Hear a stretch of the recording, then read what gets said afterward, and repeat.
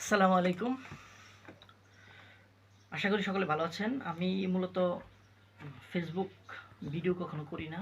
এই প্রথমই মনে হয় ভিডিও করছি।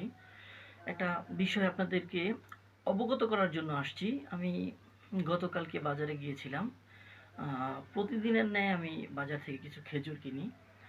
পরবর্তীতে তারা আমাকে একটা ঠুঙা ব্যবহার করে এই খেজুর আনতে। তো ঠুঙাটা আমি বাসায় যখন নিয়ে আসি এবং গুলা রাখি, তখন আমি একটা জিনিস লক্ষ্য করি যে এই ঠুঙার নিচতলায় কিছু একটা শক্ত কিছু দেখা যাচ্ছে। আমি এটা খুলে দেখাচ্ছি আপনাদের। ঠুঙাটা ছিঁড়ছি, এই যে শক্ত। এটা আমি হিসাব করলে দেখলাম এখানে ৮০ গ্রাম থেকে ১০০ গ্রাম ওজনে হার্ড কিছু কাগজ দেওয়া আছে। আমি যদি ১ কেজি খেজুর আনি, তাহলে দেখা যাচ্ছে ৮০০ টাকা কেজি হলে ৮০ টাকা তারা ঠকিয়ে দিচ্ছে।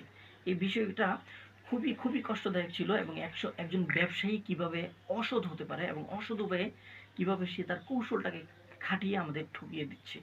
এই বিষয়গুলো আপনাদের জানানোর জন্যই মূলত আজকে এই ভিডিওটা করছি। দেখেন ৪টা হার্ড কপি, এই ৪টা হার্ড কপি মিলে ১০০ গ্রাম ওজন। তো এই বিষয়গুলো আপনারা একটু সচেতন থাকবেন এবং আশেপাশের মানুষকে সচেতন করবেন। ধন্যবাদ সবাইকে।